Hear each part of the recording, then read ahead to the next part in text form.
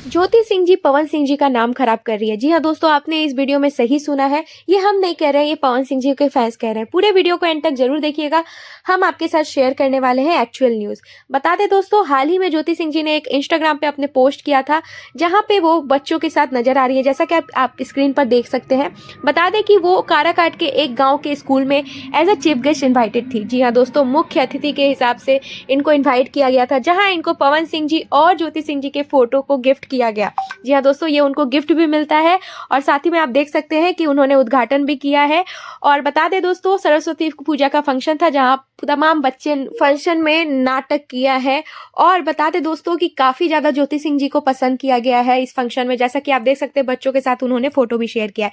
ये photo share करते ही पवन सिंह जी के कुछ फैंस जो है ज्योति सिंह जी के पोस्ट पे कमेंट करते हैं और ये कहते हैं कि पवन सिंह जी का नाम खराब किया जा रहा है। जी हाँ दोस्तों, उनका ये कहना है कि पवन सिंह जी का फोटो लगा के ज्योति सिंह जी फेमस हो रही है, पर ऐसा कुछ भी नहीं है। ज्योति सिंह जी का अलग ही फैन फॉलोइंग है। आपका क्या कहना है जरूर कमेंट सेक्शन में बताइएगा।